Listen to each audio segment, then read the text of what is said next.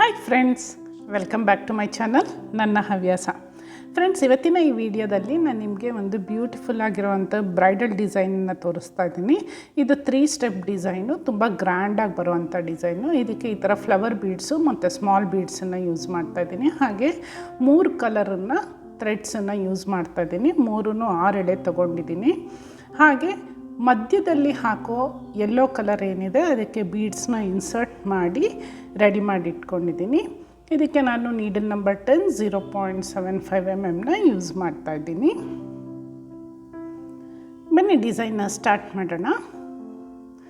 ಸ್ಟಾರ್ಟಿಂಗಲ್ಲಿ ಆ್ಯಸ್ ಯೂಶ್ವಲ್ಲು ನಾನು 2 ಸರಿ ಸಿಂಗಲ್ ಕ್ರೋಶೆಯನ್ನು ಹಾಕ್ಕೊಂಡು ಸ್ಟಿಚ್ಚನ್ನು ಸೆಕ್ಯೂರ್ ಮಾಡ್ಕೊತಾ ಇದ್ದೀನಿ. ವಿಡಿಯೋನ ಕಡೆ ತನಕ ಸ್ಟೆಪ್ ಬೈ ಸ್ಟೆಪ್ನ ನೋಡಿ, ಇಲ್ಲಾಂದರೆ ಅರ್ಥ ಆಗೋದಿಲ್ಲ ಡಿಸೈನು ಹೇಗೆ ಮಾಡಬೇಕು ಅಂತ. ಸೊ ಈಗ 2 ಸ್ಟಿಚ್ಚನ್ನು ಸೆಕ್ಯೂರ್ ಮಾಡ್ಕೊಂಡ್ಮೇಲೆ ನೆಕ್ಸ್ಟ್ ಈಗ ನಾನಿಲ್ಲಿ 4 ಚೈನನ್ನು ಹಾಕೋತಾ ಇದ್ದೀನಿ. 3 4. ಈಗ ಇದನ್ನು ನೀಡಲ್ನ ಸ್ಟ್ರೈಟಾಗಿ ಇಟ್ಕೊಂಡು ಅದು ಎಲ್ಲಿ ಬರುತ್ತೆ ಅಂತ ನೋಡಿ ಅಲ್ಲಿಗೆ ನೀಡಲ್ನ ಇನ್ಸರ್ಟ್ ಮಾಡಿ ಒಂದು ಸಿಂಗಲ್ ಕ್ರೋಶೆಯನ್ನು ಹಾಕೋತಾ ಇದ್ದೀನಿ. ನೆಕ್ಸ್ಟ್ ಈಗ ನಾನು 3 ಚೈನ್ಸನ್ನು ಹಾಕೋತಾ ಇದ್ದೀನಿ. ಸೊ ಇದು ನಾನು ಫಸ್ಟ್ ಸ್ಟೆಪ್ಪನ್ನು ನಾನು ಪಿಂಕ್ ಕಲರ್ ಯೂಸ್ ಮಾಡಿ ಹಾಕ್ತಾಯಿದ್ದೀನಿ. ಈ 3 ಚೈನ್ಸ್ ಎಲ್ಲಿ ಬರುತ್ತೆ ಅಲ್ಲಿ ನೋಡಿ ಕರೆಕ್ಟಾಗಿ ಲಾಕ್ ಮಾಡ್ಕೋಬೇಕಾಗತ್ತೆ ಒಂದು ಸಿಂಗಲ್ ಕ್ರೋಶೆ ಹಾಕಿ. ಮತ್ತು ಈಗ ನಾನು ಇನ್ನೂ 3 ಚೈನ್ಸನ್ನು ಹಾಕ್ಕೊಂಡು ಅದು ಕೂಡ ಎಲ್ಲಿ ಬರುತ್ತೆ ಅಂತ ನೋಡಿ ಅಲ್ಲಿಗೆ ಒಂದು ಸಿಂಗಲ್ ಕ್ರೋಶೆ ಹಾಕಿ ಲಾಕ್ ಮಾಡ್ಕೋತಾ ಇದ್ದೀನಿ. ಈಗ ದಾರನ ಸ್ವಲ್ಪ ಮೇಲಕ್ಕೆ ಮಾಡಿಕೊಂಡು ಇದಕ್ಕೆ ಒಂದು ಫ್ಲವರ್ ಬೀಡನ್ನು ಆ್ಯಡ್ ಮಾಡ್ಕೋತಾ ಇದ್ದೀನಿ. ಇಲ್ಲಿ ನೀವು ಯಾವ ಥರ ಬೀಡ್ಸ್ ಬೇಕಾದ್ರೂ ಹಾಕೋಬೋದು. ನಾನು ಸಿಂಪಲ್ ಆಗಿರೋ ಒಂದು ಫ್ಲವರ್ ಬೀಡನ್ನ ತೊಗೊಂಡಿದ್ದೀನಿ. ನೀವು ಆ್ಯಂಟಿಕ್ ಫ್ಲವರ್ ಬೀಡ್ಸ್ ಕೂಡ ಸಿಗುತ್ತೆ, ನೀವು ಅದನ್ನು ಕೂಡ ಯೂಸ್ ಮಾಡ್ಬೋದು. ಇಲ್ಲ ರೌಂಡ್ ಬೀಡ್ಸನ್ನು ಕೂಡ ಹಾಕೋಬೋದು. ಅದು ಎಲ್ಲಿ ಬರುತ್ತೆ ಕರೆಕ್ಟಾಗಿ ಮೆಷರ್ ಮಾಡಿ ನೋಡಿ ಅಲ್ಲಿಗೆ ಒಂದು ಸಿಂಗಲ್ ಕ್ರೋಶೆಯನ್ನು ಹಾಕಿ ಲಾಕ್ ಮಾಡ್ಕೋತೀನಿ. ಮತ್ತು ಈಗ ಲೆಫ್ಟ್ ಸೈಡಲ್ಲಿ ನಾವು ಹಾಕಿದ್ದೀವಲ್ಲ ಅದೇ ರೀತಿ ಯೂನಿಫಾರ್ಮಿಟಿ ರೈಟ್ ಸೈಡಲ್ಲೂ ಇರಬೇಕಾಗತ್ತೆ. ಸೊ ಹಾಗಾಗಿ ಮತ್ತೆ 3 ಚೈನ್ಸನ್ನು ಹಾಕಿ ಒಂದು ಸರಿ ಲಾಕ್ ಮಾಡ್ಕೋತೀನಿ. ಸಿಂಗಲ್ ಕ್ರೋಶೆ ಹಾಕಿ ನೋಡಿ ಈ ರೀತಿ ಬರುತ್ತೆ. 4 ಚೈನ್ಸು 3 ಚೈನ್ಸು 3 ಚೈನ್ಸು 1 ಬೀಡ್ ಮತ್ತು 3 ಚೈನ್ಸು. ಈಗ ರಿವರ್ಸ್ ಸೈಡ್ಗೆ ಟರ್ನ್ ಮಾಡಿಕೊಂಡು 3 ಚೈನ್ಸನ್ನು ಹಾಕೋತಾ ಇದ್ದೀನಿ. ಈ ರೀತಿ ಮಾಡೋದ್ರಿಂದ ರಿವರ್ಸ್ ಸೈಡಲ್ಲಿ ವರ್ಕ್ ಮಾಡೋದ್ರಿಂದ ಒಂದು ಸ್ಟೆಪ್ಪನ್ನು ನೀವು ರೆಡ್ಯೂಸ್ ಮಾಡ್ಬೋದು. ಸೊ ಈಗ ಬೀಡ್ ಪಕ್ಕ ಇರುವಂಥ ಸಿಂಗಲ್ ಕ್ರೋಶೆಯಲ್ಲಿ ನೀಡನ್ನು ಇನ್ಸರ್ಟ್ ಮಾಡಿ ಒಂದು ಸಿಂಗಲ್ ಕ್ರೋಶೆ ಹಾಕಿ ಲಾಕ್ ಮಾಡ್ಕೋತಾ ಇದ್ದೀನಿ. ನೆಕ್ಸ್ಟ್ ಈಗ ಬೀಡ್ ಮೇಲೆ 5 ಚೈನ್ಸಿಂದು ಒಂದು ಆರ್ಚನ್ನು ಹಾಕೋತಾ ಇದ್ದೀನಿ. ಈ 5 ಚೈನ್ಸನ್ನು ಬೀಡ್ಗೆ ಲೆಫ್ಟ್ ಸೈಡಲ್ಲಿ ಒಂದು ಸಿಂಗಲ್ ಕ್ರೋಶೆ ಹಾಕಿರ್ತೀವಲ್ಲ ಆ ಸ್ಟಿಚ್ ಒಳಗಡೆ ನೀಡನ್ನು ಇನ್ಸರ್ಟ್ ಮಾಡಿ ಒಂದು ಸರಿ ಲಾಕ್ ಮಾಡ್ಕೊತಾ ಇದ್ದೀನಿ. ಮತ್ತು 3 ಚೈನ್ಸನ್ನು ಹಾಕಿ ನೆಕ್ಸ್ಟ್ ಇರೋವಂಥ ಸಿಂಗಲ್ ಕ್ರೋಶೆ ಏನಿದೆ ಅದ್ರ ಒಳಗಡೆ ನೀಡನ್ನು ಇನ್ಸರ್ಟ್ ಮಾಡಿ ಲಾಕ್ ಮಾಡ್ಕೊತೀನಿ. ಫ್ರಂಟ್ ಸೈಡ್ಗೆ ಟರ್ನ್ ಮಾಡಿಕೊಂಡು ಈಗ ಮೇನ್ ಡಿಸೈನ್ನ ವರ್ಕ್ ಮಾಡಬೇಕಾಗತ್ತೆ. ಸೊ ನೀಡಲ್ ಮೇಲೆ ಒಂದು ಸರಿ ಥ್ರೆಡ್ಡನ್ನು ಸುತ್ತಕೊಂಡು ನಾವು 5 ಚೈನ್ಸ್ ಏನು ಹಾಕ್ಕೊಂಡಿದ್ದೀವಿ ಫ್ಲವರ್ ಬೀಡ್ ಮೇಲೆ ಅದರ ಒಳಗಡೆ ನೀಡಲ್ನ ಇನ್ಸರ್ಟ್ ಮಾಡಿ ದಾರನ ಎಳ್ಕೊಂಡು ಬಂದು 2 ರಿಂಗನ್ನು ಒಂದು ಸರಿ ಲಾಕ್ ಮಾಡ್ಕೊತೀನಿ. ಮತ್ತು 2 ರಿಂಗನ್ನು ಇನ್ನೊಂದು ಸರಿ ಲಾಕ್ ಮಾಡ್ಕೊತೀನಿ. ಒಂದು ಡಬಲ್ ಕ್ರೋಶೆ ಆಗುತ್ತೆ. ಸೊ ಈಗ ಅದ್ರ ಪಕ್ಕದಲ್ಲೇ ಮತ್ತೆ ನೀಡಲ್ ಮೇಲೆ ದಾರನ ಸುತ್ತಕೊಂಡು 5 ಚೈನ್ಸ್ ಒಳಗಡೆ ನೀಡಲ್ನ ಇನ್ಸರ್ಟ್ ಮಾಡಿ ಇನ್ನೊಂದು ಡಬಲ್ ಕ್ರೋಶೆಯನ್ನು ನಾನಿಲ್ಲಿ ಹಾಕೋತಾ ಇದ್ದೀನಿ. ಅದೇ ರೀತಿಯೇ ಮತ್ತೆ ನೀಡಿನ ಮೇಲೆ ಇನ್ನೊಂದು ಸರಿ ದಾರನ ಸುತ್ತಕೊಂಡು ಇನ್ನೊಂದು ಡಬಲ್ ಕ್ರೋಶೆಯನ್ನು ಹಾಕೋತಾ ಇದ್ದೀನಿ. ಸೊ ಈ ಟೋಟಲಿ ನಾನು 5 ಚೈನ್ಸ್ ಏನು ಹಾಕಿದ್ದೀನಿ ಅದಕ್ಕೆ ನಾನು ಇಲ್ಲಿ 15 ಡಬಲ್ ಕ್ರೋಶೆನ ವರ್ಕ್ ಮಾಡ್ಕೋತಾ ಇದ್ದೀನಿ.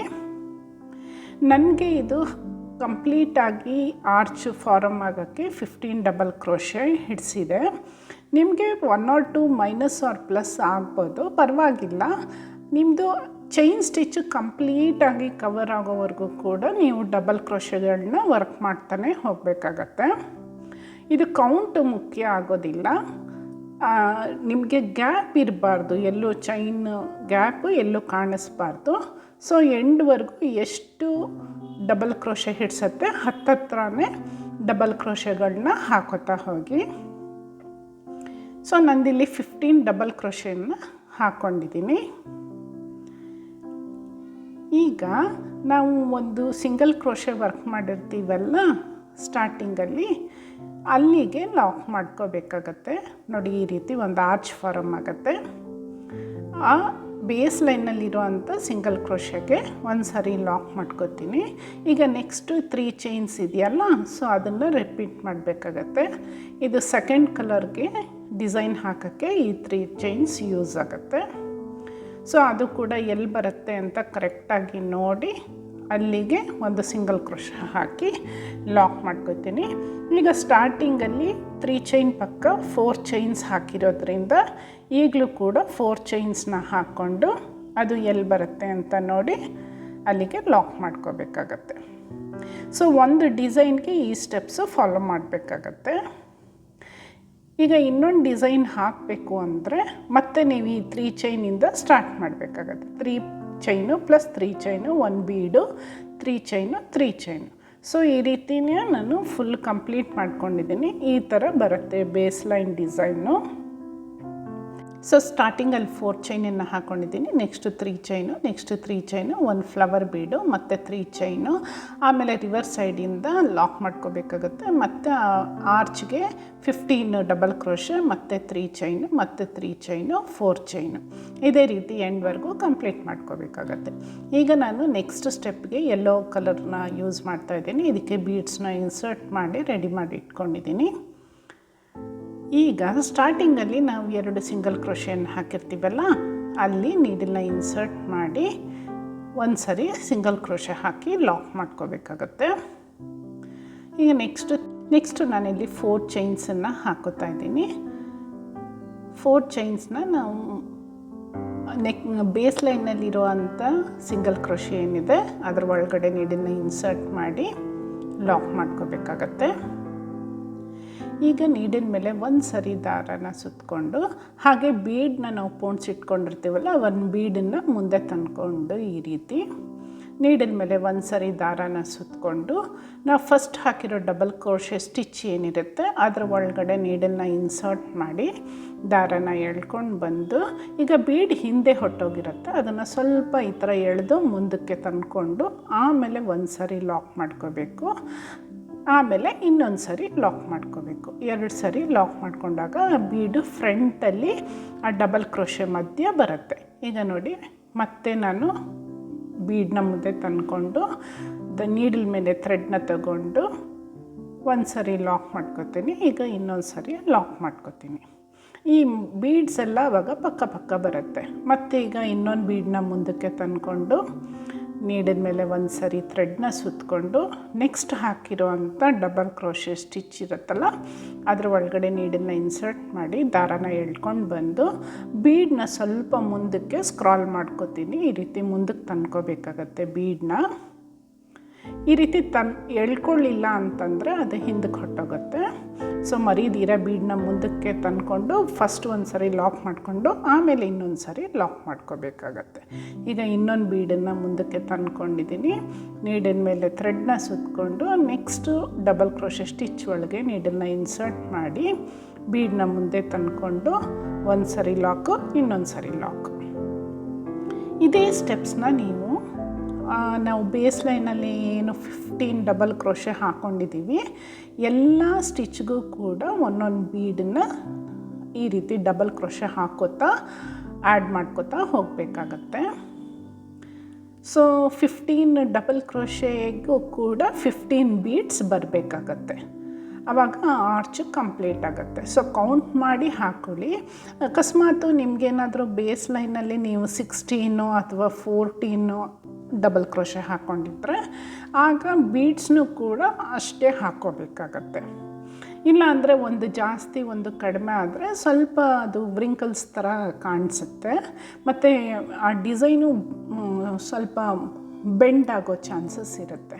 ಸೊ ಆದಷ್ಟು ಬೇಸ್ ಲೈನಲ್ಲಿ ಎಷ್ಟು ಡಬಲ್ ಕ್ರೋಶೆಗಳನ್ನು ಹಾಕಿರ್ತೀರ ಅಷ್ಟೇ ಡಬಲ್ ಕ್ರೋಶೆನ ಸೆಕೆಂಡ್ ರೋನಲ್ಲೂ ಹಾಕ್ಕೋಬೇಕಾಗತ್ತೆ, ಮತ್ತು ಥರ್ಡ್ ರೋನಲ್ಲೂ ಕೂಡ ಅಷ್ಟೇ ಮೇಂಟೈನ್ ಮಾಡಬೇಕಾಗತ್ತೆ. ಇದು ತುಂಬಾ ಗ್ರ್ಯಾಂಡಾಗಿರೋವಂಥ ಬ್ರೈಡಲ್ ಡಿಸೈನು. ಈ ಮದುವೆ ಹುಡುಗಿ ಸೀರೆಗೆ ಅಥವಾ ರಿಚ್ ಆಗಿರೋವಂಥ ಕಾಂಚೀಪುರಂ ಸೀರೆಗೆಲ್ಲ ಈ ಥರ ಡಿಸೈನ್ ತುಂಬ ಚೆನ್ನಾಗಿ ಸೂಟ್ ಆಗುತ್ತೆ. ಇದು ಅಕೇಶ್ನಲ್ಲಿ ಹಾಕುವಂಥ ಡಿಸೈನು ತುಂಬ ಗ್ರ್ಯಾಂಡ್ ಲುಕ್ಕನ್ನು ಕೊಡುತ್ತೆ. ಈ ಪ್ಲೇನ್ ಸ್ಯಾರೀಸ್ಗೆಲ್ಲ ಈ ಥರ ಡಿಸೈನ್ ಅಷ್ಟು ಸೂಟ್ ಆಗೋದಿಲ್ಲ, ಮೈಸೂರು ಸಿಲ್ಕ್ಗೂ ಕೂಡ ಇದು ಸೂಟ್ ಆಗೋದಿಲ್ಲ. ನೀವು ಈ ಕಂಚೀಪುರಮು ಹೆವಿ ಬಾರ್ಡರ್ ಇರೋವಂಥ ಸ್ಯಾರೀಸ್ಗೆ ಈ ಥರ ಡಿಸೈನ್ನ ನೀವು ಚೂಸ್ ಮಾಡ್ಬೋದು. ನೋಡಿ, ಈಗ ನಾನು 15 ಬೀಡ್ಸನ್ನು ಕಂಪ್ಲೀಟಾಗಿ ಹಾಕ್ಕೊಂಡಿದ್ದೀನಿ ಆರ್ಚ್ಗೆ. ಈಗ ನಾವು ಡಬಲ್ ಕ್ರೋಶೆ ಲಾಸ್ಟ್ ಒಂದು 3 ಚೈನ್ ಹಾಕಿರ್ತೀವಲ್ಲ, ಅದನ್ನು ಒಂದು ಡಬಲ್ ಕ್ರೋಶೆ ಅಂತ ಕನ್ಸಿಡರ್ ಮಾಡ್ತೀವಿ. ಅಲ್ಲಿಗೆ ಈ ಸಿಂಗಲ್ ಕ್ರೋಶೆ ಹಾಕಿ ಲಾಕ್ ಮಾಡ್ಕೊಂಡಿರ್ತೀವಿ ಬೇಸ್ ಲೈನಲ್ಲಿ. ಆ ಸ್ಟಿಚ್ ಒಳಗಡೆ ನೀಡನ್ನ ಇನ್ಸರ್ಟ್ ಮಾಡಿ ಒಂದು ಸರಿ ಲಾಕ್ ಮಾಡ್ಕೋಬೇಕಾಗತ್ತೆ. ಸೊ ಈಗ ಮತ್ತೆ 3 ಚೈನ್ಸನ್ನು ನಾವು ಹಾಕ್ಕೋಬೇಕಾಗತ್ತೆ. ನೋಡಿ, ಈಗ 15 ಬೀಡ್ಸ್ ಇದೆ. ಸೊ ಈ ರೀತಿ 15 ಬೀಡ್ಸು ಹಾಕ್ಕೊಂಡ್ರೆ ಈ ಸೆಕೆಂಡ್ ಸ್ಟೆಪ್ ಆರ್ಚ್ ಕಂಪ್ಲೀಟ್ ಆಗುತ್ತೆ. ಇದೇ ಸ್ಟೆಪ್ಸ್ನ ನಾನು ಇನ್ನೊಂದು ಆರ್ಚ್ಗೂ ಕೂಡ ಹಾಕ್ಕೊಂಡಿದ್ದೀನಿ. ನೋಡಿ, ಫೈನಲಿ ಈ ಥರ ಕಾಣಿಸುತ್ತೆ ಸೆಕೆಂಡ್ ಸ್ಟೆಪ್ ಆದಮೇಲೆ. ಈಗ ನಾನು ಥರ್ಡ್ ಸ್ಟೆಪ್ಪನ್ನು ಸ್ಟಾರ್ಟ್ ಮಾಡ್ತಾಯಿದ್ದೀನಿ. ಥರ್ಡ್ ಸ್ಟೆಪ್ಗೆ ನಾನಿಲ್ಲಿ ರಾಮ ಗ್ರೀನ್ ಕಲರ್ ಥ್ರೆಡ್ನ ಯೂಸ್ ಮಾಡ್ತಾಯಿದ್ದೀನಿ. ಸ್ಟಾರ್ಟಿಂಗಲ್ಲಿ ನಾವು ಏನು ಲಾಕ್ ಮಾಡ್ಕೊಂಡಿರ್ತೀವಿ ಸಿಂಗಲ್ ಕ್ರೋಶೆ, ಅದ್ರ ಒಳಗಡೆ ನೀಡಲ್ನ ಇನ್ಸರ್ಟ್ ಮಾಡಿ ಲಾಕ್ ಮಾಡ್ಕೋಬೇಕಾಗತ್ತೆ.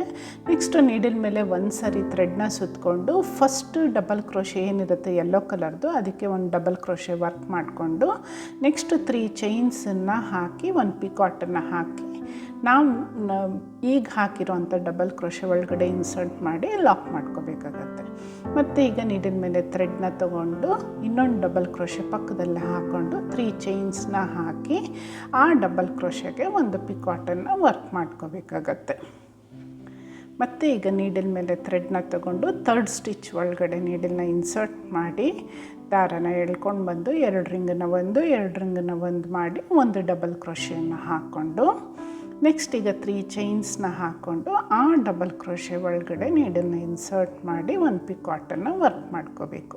ಸೊ ಈಗ ನಾವು ಏನು 15 ಸ್ಟಿಚಸ್ ಹಾಕಿದ್ದೀವಿ ಬೇಸ್ ಲೈನಲ್ಲಿ ಮತ್ತು ಸೆಕೆಂಡ್ ರೋನಲ್ಲಿ, ಆ ಒಂದು ಪ್ರತಿಯೊಂದು ಚೈನ್ಸ್ಗೂ ಅಥವಾ ಡಬಲ್ ಕ್ರೋಶೆ ಮೇಲಿರೋ ಅಂಥ ಸ್ಟಿಚ್ ಏನು ಬಂದಿರುತ್ತೆ ಅದಕ್ಕೆ ಇದೇ ರೀತಿ ಡಬಲ್ ಕ್ರೋಶೆ ಪ್ಲಸ್ 3 ಚೈನ್ಸಿಂದು ಒಂದು ಪಿಕಾಟನ್ನ ಹಾಕ್ತಾ ಹೋಗಬೇಕಾಗತ್ತೆ ಎಂಡ್ವರೆಗೂ ಕೂಡ.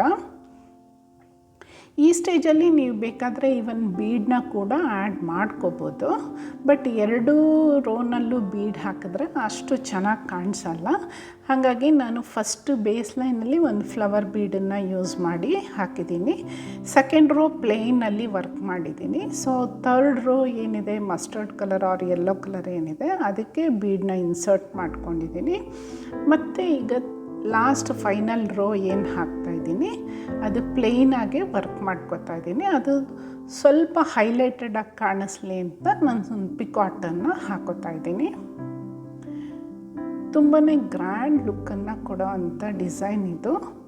ಇದನ್ನು ಒಂದು 3 to 4 hours ಒಳಗಡೆ ಒಂದು ಸ್ಯಾರಿಗೆ ಕಂಪ್ಲೀಟ್ ಮಾಡ್ಕೊಂಡ್ಬಿಡ್ಬೋದು.